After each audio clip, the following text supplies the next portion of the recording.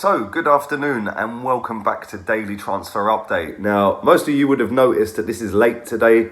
If you wasn't in my stream yesterday evening, you won't know why. I was out last night, decided to have a lay-in. I've also got a stinking cold, so bear with me. I'm going to try and fight my way through this video, but we're going to talk about three players today.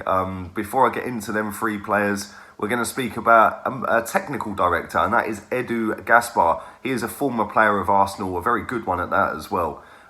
He is likely to be announced as technical director in the coming weeks.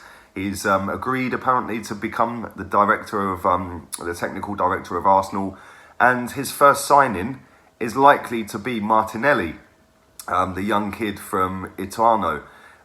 So that all bodes well for me. That's somebody that's in a position that we need filling. It's somebody that can be the link guy.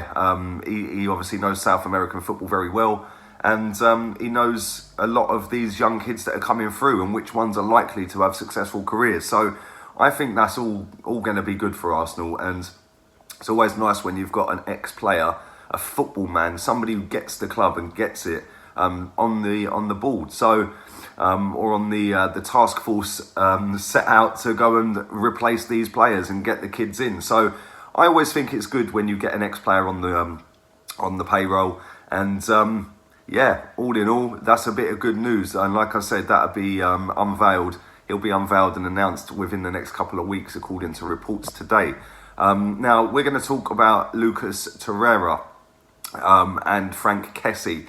Now, rumours came out the other day that Torreira wasn't happy. We've all seen the quotes where he's saying that it's the weather's rubbish, and the sky is grey, it's always cloudy, this and that. The climate is very different to what he's used to, being a South American and obviously living in Italy for as long as he did. Now, his wife is Italian. Reports today suggest she's not happy being in England.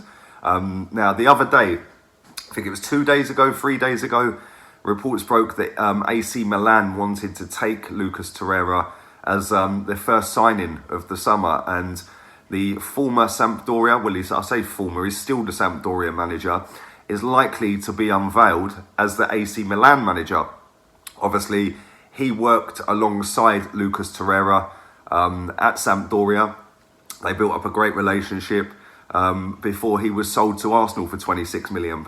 So that wouldn't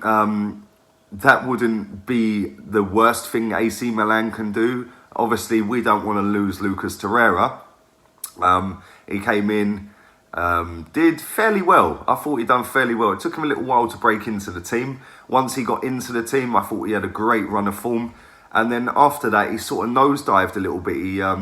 He dipped in form, and towards the back end of the season, he looked like he was running on empty.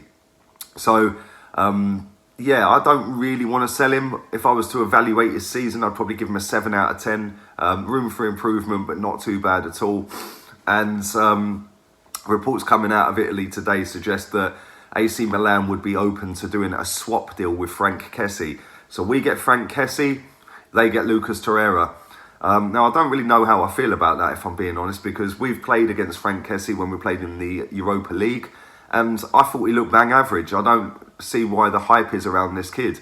I genuinely don't get it. Although saying that, I'm not a regular viewer of Italian football, only when the English teams are playing against them. So, but if you look at the whole package for that, it just don't make sense. It doesn't add up. Why would we give away a guy who's come in, done fairly well in the Premier League, to then go and give him away for a guy that's never been and played in the Premier League? I don't get it. But then on the flip side of that, maybe his wife is unhappy. Maybe she does want to go back to Italy. Like I said, she is Italian. He was moaning about the weather and the climate and said that he's got to try and adapt to that, which is not going to be easy. So I don't know. I think there's some sort of truth in this story. How much truth remains to be seen. And like I said, I don't want to lose Lucas Torreira, and I don't think Frank Kessie is the answer if we do lose him. So, not for me. I don't want Lucas going to AC Milan. And if he does, I want a big transfer fee for him, make a bit of profit on him, and reinvest it in a player that we want, rather than somebody being offered up to us. But let me know what you guys think about Torreira. What do you think about Kessie as well? Leave it in the comment section down below. Now, the last player we're going to speak about today is Mr. Mesut Ozil, the 350 grand a week man. Now, Arsenal are reported today as to wanting him out. They want to get rid of him. They want him to be the first big casualty, the one that goes out the door first, the one that is on the highest wages, needs to be the first one out. Now, this is where I'm slightly confused with this story. There is reports saying that we want £30 million for Mesut Ozil. Really? Pass the blunt, bruv. We are not getting £30 million for him. Ain't happening. At the end of the day, the guy is 30 years old. He looks lost. He looks like he's not enjoying his football. He looks like he don't really care about football right now. Obviously, he's just got married. Congratulations to him. But it just seems like the last couple of years he's sort of fallen out of love with the game. He just looks on the pitch like he can't be bothered. And it's quite a shame, really, because we've spent a lot of money on this guy. And, it's criminal that we've then gone and given him an even bigger pay rise. And now we are lumbered with him.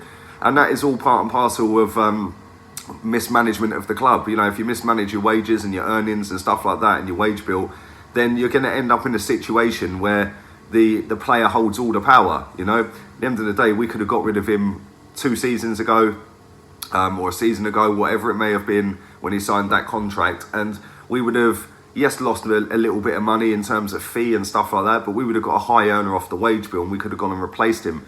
Now we are lumbered with a guy that Arsenal apparently wants £30 million for, and he's got 2 years left on his contract, which totals £36 million in wages. So I don't know. I don't see anybody out there trying to spend 60 odd million pounds on getting him to their club when he's 30 years old.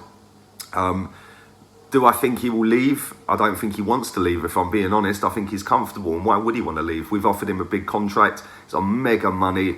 He lives in a nice part of London. Just married Miss Turkey. Life's good for Mesut Ozil right now.